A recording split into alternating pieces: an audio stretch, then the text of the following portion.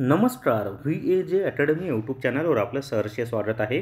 या व्हिडिओमध्ये आपण BMC लिपिक व कर निरीक्षक या दोन पदांचा निकाल कधी लागणार आहे त्या संदर्भात माहिती पाहणार आहोत.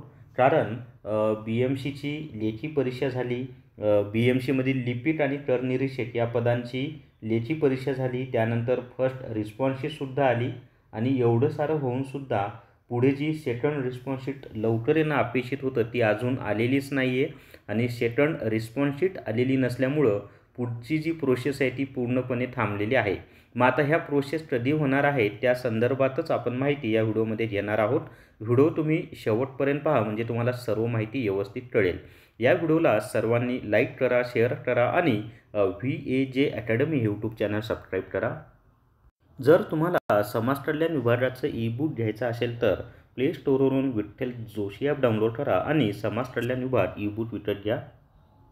सुरुवातीला मी तुम्हाला कर निरीक्षकच्या संदर्भात माहिती देतो. पहा, तर कर निरीक्षकचं काय झालेलं आहे की सध्या BMCमध्ये जे कर्मचारी आहेत त्यांचं प्रमोशन होणार आहे. ज्या कर्मचाऱ्यांचं कर निरीक्षक म्हणून त्यांनी अशी मागणी केली की अगोदर आमचं प्रमोशन करा आणि आम्हाला योग्य त्या ठिकाणी आमची नियुक्ती करा प्रमोशन करून आणि त्यानंतरच नवीन ज्या विद्यार्थ्यांनी आता परीक्षा दिलेली आहे सरळ सेवेतून त्या विद्यार्थ्यांची सिलेक्शन यादी लावून त्यांना नियुक्ती द्या, अशा पद्धतीचं त्यांचा आक्षेप आहे. सध्या BMCमध्ये जे कर्मचारी सेवेमध्ये आहेत आणि ज्यांची कर निरीक्षक म्हणून पदोन्नती होणार आहे, प्रमोशन होणार आहे, त्यांनी आक्षेप घेतला आहे म्हणून कर निरीक्षकचा निकाल रखडलेला आहे.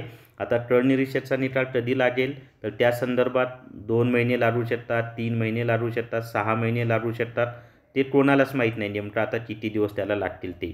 आता हे झालं कर निरीक्षकच्या संदर्भात. आता लिपिक या पदाचा निकाल कधी लागणार तर सध्यानं समाज माध्यमामध्ये एक कॉल रेकॉर्डिंग व्हायरल झालेली आहे. ती आधी मी तुम्हाला माहिती देतो आणि नंतर जी वस्तुस्थिती आहे ती वस्तुस्थिती तुम्हाला सांगणार आहे. तर त्या कॉल रेकॉर्डिंगमध्ये असं म्हटलेलं आहे की सेकंड रिस्पॉन्स शीट येणार नाही आणि थेट फेब्रुवारीच्या दुसऱ्या आठवड्यामध्ये BMC क्लर्कचा रिझल्ट लागेल. परंतु आता हे वस्तुस्थिती मी तुम्हाला सांगतो, सेकंड रिस्पॉन्स शीटसुद्धा येणार आहे. म्हणजे आता उर्वरित प्रोसेस कशी होणार आहे माहीत आहे का? तर सर्वात आधी सेकंड रिस्पॉन्स शीट येईल. सेकंड रिस्पॉन्स शीट आल्यानंतर मग पुढची प्रोसेस काय असणार आहे तर मार्क लिस्ट म्हणजे सर्व विद्यार्थ्यांना मिळालेल्या गुणांची यादी प्रसिद्ध होईल.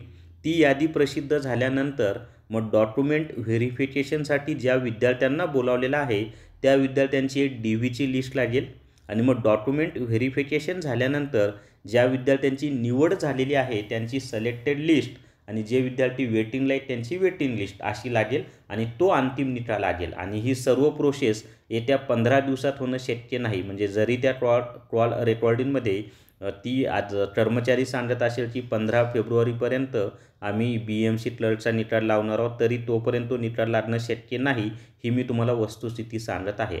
त्याच्या अगोदर सेकंड रिस्पॉन्स शीट येईल आणि मार्क लिस्टसुद्धा प्रसिद्ध होईल.